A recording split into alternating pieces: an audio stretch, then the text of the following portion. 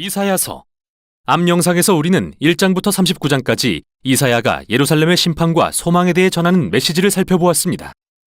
그는 하나님께 불순종한 이스라엘 지도자들을 꾸짖고 아수르와 바벨론을 통해 이스라엘이 하나님의 심판 아래 놓일 것을 예언했죠.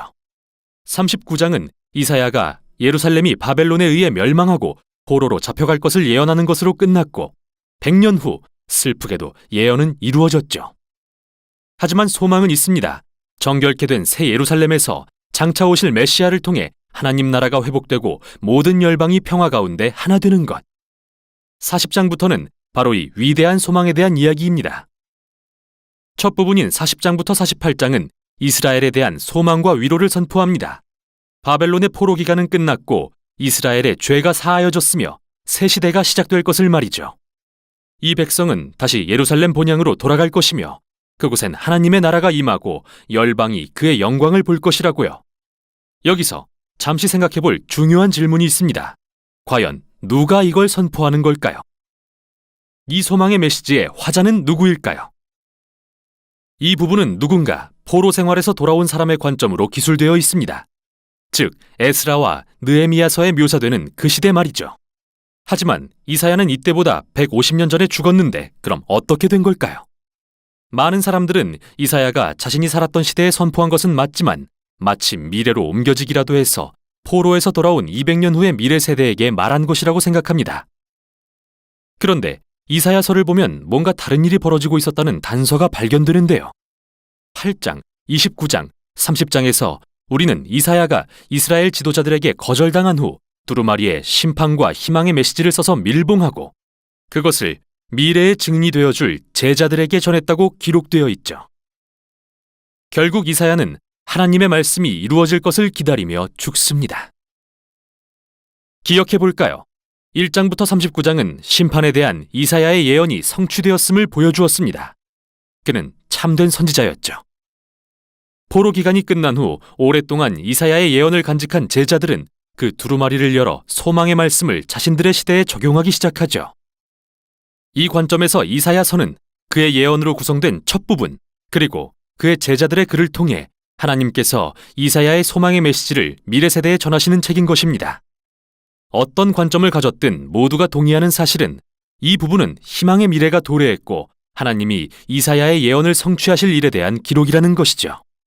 그래서 이사야는 이스라엘이 하나님의 종이 되어 그분께 반응하기를 소망합니다. 그들은 역사를 통해 하나님의 공의와 자비를 경험했기에 이제 열방에 진정 하나님이 누구신지 전해야 합니다. 그러나 그런 일은 일어나지 않죠. 이스라엘은 열방의 증인이 되기는커녕 하나님께 불평하고 심지어 비난하기까지 합니다. 하나님은 우리의 어려움에 귀 기울이지 않으시며 우리의 권리를 무시하셨다고 외칩니다. 사실 이스라엘이 바벨론 포로가 되었을 때 믿음을 저버리게 된 것이 이해는 됩니다. 포로가 된 그들에게 하나님보다는 바벨론의 신들이 훨씬 강해 보였을 테니까요. 나머지 부분인 41장에서 47장은 마치 재판 장면처럼 보입니다. 하나님은 그들의 의심과 비난에 다음과 같이 응답하십니다. 우선 바벨론의 포로가 된 것은 그들을 방치하신 게 아니라 이스라엘의 죄를 심판하시기 위한 그분의 계획이었다고 말씀하시죠. 다음으로 페르시아를 일으켜 바벨론을 정복하게 하신 것은 이스라엘을 귀환시켜 주시려는 계획이었다고 하십니다. 이사야의 예언대로 말이죠. 그러므로 이스라엘이 내려야 할 옳은 결론은 하나님만이 역사의 왕이시며 이방 신들과 다르시다는 겁니다. 바벨론이 망하고 페르시아 왕 고레스가 등장할 때 이스라엘은 하나님의 섭리를 깨닫고 열방에 그가 누구신지 전하는 종이 되었어야 합니다. 그러나 이 재판의 끝인 48장에서 이스라엘은 여전히 불순종하며 냉담하기만 합니다. 그들의 조상들처럼요. 그래서 하나님은 그들에게서 종의 자격을 박탈하시죠. 하지만 열방을 복주시겠다는 임무는 여전해서 이사야는 하나님이 이를 위해 새 일을 행하실 것이라 말합니다. 이제 49장에서 55장으로 넘어갑니다. 여기에는 하나님의 종이라 불리는 인물이 소개되는데 그는 이스라엘이 하지 못한 하나님의 임무를 완성할 자이죠. 하나님은 이 종에게 이스라엘이라는 칭호를 주시고 임무를 맡기십니다. 첫째, 이스라엘이 그들의 하나님께 돌아오도록 회복하라. 둘째, 열방을 향한 하나님의 빛이 되어라. 또한 이 종은 하나님의 영으로 권능을 입어 기쁜 소식을 전하고 하나님의 나라가 열방에 임하게 할 것입니다. 마치 9장과 11장에 나온 메시아 왕처럼 들리는데요. 사실 이 종은 놀라운 방법으로 하나님의 나라를 임하게 합니다. 그는 사람들에게 거절당하고 매를 맞고 자기 백성의 손에 죽임을 당할 것입니다. 실제로 그는 고소당하고 십자가형에 처해질 것이며 자기 백성의 죄를 대신해 죽게 됩니다. 선지자는 이 종의 죽음이 백성들의 악함과 반역에 대한 속죄 제물이라고 말한 후 그 종은 죽었다가 다시 살아날 것이라고 예언합니다. 또 이 죽음으로 백성들이 하나님 앞에 의롭게 될 수 있는 길이 열렸다고 선포하는데 이는 바로 하나님과 바른 관계를 맺는 것이죠. 이 부분은 사람들이 그 종에게 반응하는 두 가지 방법을 묘사하는 걸로 결론을 내립니다. 어떤 사람은 겸손하게 죄에서 돌이켜 하나님의 종이 자기를 대신해서 행하신 일을 인정할 것이죠. 이들은 종들 또는 씨앗이라고 불리는 사람들입니다. 6장에 나왔던 거룩한 씨앗을 기억해 보세요. 이들은 바로 메시아의 나라의 복을 경험할 자들입니다. 하지만 반대로 악인들이라고 불리는 사람들이 있는데 이들은 하나님의 종 그리고 그의 종들을 거절한 자들입니다. 이어지는 마지막 부분인 56부터 66장에서 주의 종들은 하나님의 나라를 유업으로 받습니다. 이 마지막 부분은 이사야서의 모든 주제가 담긴 아름다운 대칭 구조로 되어 있는데요. 정중앙에 있는 세 개의 신은 성령으로 권능을 입은 종이 하나님 나라의 복음을 가난한 자들에게 전하는 모습을 그리고 책의 앞부분에 나왔던 모든 소망의 약속들을 다시 한번 확인시켜 줍니다. 하나님의 종들이 거하는 새 예루살렘은 이제 하나님의 공의와 자비, 복이 열방으로 흘러가는 장소가 될 것입니다.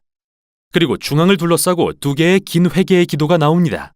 이 기도를 통해 종들은 이스라엘의 죄를 고백하고 세상의 악함을 보며 한탄하죠. 그들은 하나님의 용서를 구하며 그의 나라가 하늘에서처럼 이 땅에 임하기를 간구합니다. 이 기도의 양쪽에는 많은 양의 시 모음집이 있는데요. 종들의 운명과 그들을 핍박하는 악인들의 운명이 대조를 이루는 부분이죠.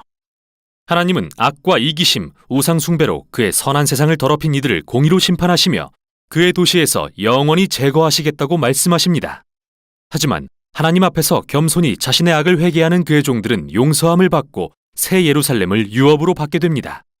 그곳은 다시는 죽음과 고통이 없는 완전히 새롭게 된 피조 세계죠.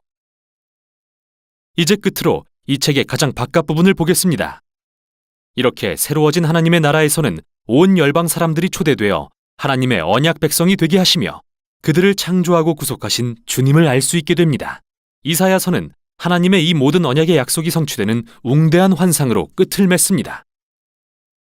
하나님은 고난받은 종이 되신 왕을 통해 열방의 언약 백성을 만드시고 하나님의 공의가 실현되어 새로운 피조세계가 도래할 것을 기대하게 하시죠. 또 마침내 하늘에서와 같이 이 땅에 그의 나라가 임하실 것입니다. 이것이 이사야서의 강력한 소망의 메시지입니다. 제41장 섬들아 내 앞에 잠잠하라. 민족들아 힘을 새롭게 하라. 가까이 나오라. 그리고 말하라. 우리가 서로 재판자리에 가까이 나아가자. 누가 동방에서 사람을 일깨워서 공의로 그를 불러 자기 발 앞에 이르게 하였느냐. 열국을 그의 앞에 넘겨주며 그가 왕들을 다스리게 하되 그들이 그의 칼에 티끌 같게 그의 활에 불리는 초계 같게 하매 그가 그들을 쫓아가서 그의 발로 가보지 못한 길을 안전히 지났나니 이 일을 누가 행하였느냐? 누가 이루었느냐? 누가 처음부터 만대를 불러내었느냐? 나 여호와라. 처음에도 나요, 나중 있을 자에게도 내가 곧 그니라. 섬들이 보고 두려워하며 땅끝이 무서워 떨며 함께 모여와서 각기 이웃을 도우며 그 형제에게 이르기를 너는 힘을 내라 하고 목공은 금장색을 격리하며 망치로 고르게 하는 자는 매질꾼을 격리하며 이르되 땜질이 잘 된다 하니 그가 못을 단단히 박아 우상을 흔들리지 아니하게 하는도다. 그러나 나의 종 너 이스라엘아, 내가 택한 야곱아, 나의 벗 아브라함의 자손아, 내가 땅끝에서부터 너를 붙들며 땅 모퉁이에서부터 너를 부르고 내게 이르기를 너는 나의 종이라. 내가 너를 택하고 싫어하여 버리지 아니하였다 하였노라. 두려워하지 말라. 내가 너와 함께 함이라. 놀라지 말라. 나는 내 하나님이 됨이라. 내가 너를 굳세게 하리라. 참으로 너를 도와주리라. 참으로 나의 의로운 오른손으로 너를 붙들리라. 보라, 네게 노하던 자들이 수치와 욕을 당할 것이요 너와 다투는 자들이 아무것도 아닌 것 같이 될 것이며 멸망할 것이라. 네가 찾아도 너와 싸우던 자들을 만나지 못할 것이요 너를 치는 자들은 아무것도 아닌 것 같고 험한 것 같이 되리니 이는 나 여호와 너의 하나님이 내 오른손을 붙들고 내게 이르기를 두려워하지 말라, 내가 너를 도우리라 할 것임이니라.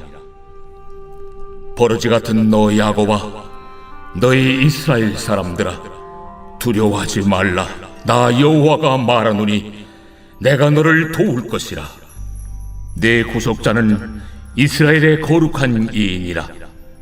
보라, 내가 너를 이가 날카로운 새 타작기로 삼으리니 네가 산들을 쳐서 부스러기를 만들 것이며 작은 산들을 겨같이 만들 것이라. 네가 그들을 까부른즉 바람이 그들을 날리겠고 회오리 바람이 그들을 흩어버릴 것이로되 너는 여호와로 말미암아 즐거워하겠고 이스라엘의 거룩한 이로 말미암아 자랑하리라. 가련하고 가난한 자가 물을 구하되 물이 없어서 갈증으로 그들의 혀가 마를 때에 나 여호와가 그들에게 응답하겠고 나 이스라엘의 하나님이 그들을 버리지 아니할 것이라. 내가 헐벗은 산에 강을 내며 골짜기 가운데 샘이 나게 하며 광야가 못이 되게 하며 마른 땅이 샘 근원이 되게 할 것이며 내가 광야에는 백향목과 시띠나무와 화석류와 들감남나무를 심고 사막에는 잣나무와 소나무와 황양목을 함께 두리니 무리가 보고 여호와의 손이 지으신 바요 이스라엘의 거룩한 이가 이것을 창조하신 바인 줄 알며 함께 헤아리며 깨달으리라. 나 여호와가 말하노니 너희 우상들은 소송하라. 야곱의 왕이 말하노니 너희는 확실한 증거를 보이라. 장차 당할 일을 우리에게 진술하라. 또 이전 일이 어떠한 것도 알게 하라. 우리가 마음에 두고 그 결말을 알아보리라. 혹 앞으로 올 일을 듣게 하며 뒤에 올 일을 알게 하라. 그리하면 너희가 신들인 줄 우리가 알리라. 또 복을 내리든지 재난을 내리든지 하라. 우리가 함께 보고 놀라리라. 보라, 너희는 아무것도 아니며 너희 일은 허망하며 너희를 택한 자는 가증하니라.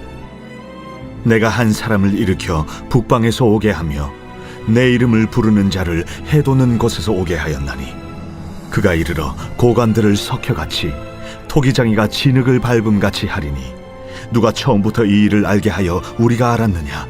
누가 이전부터 알게 하여 우리가 옳다고 말하게 하였느냐? 알게 하는 자도 없고 들려주는 자도 없고 너희 말을 듣는 자도 없도다. 내가 비로소 시온에게 너희는 이제 그들을 보라 하였노라. 내가 기쁜 소식을 전할 자를 예루살렘에 주리라. 내가 본즉 한 사람도 없으며 내가 물어도 그들 가운데 한 말도 대답할 조언자가 없도다. 보라, 그들은 다 헛되며 그들의 행사는 허무하며 그들이 부어 만든 우상들은 바람이요 공허한 것뿐이니라.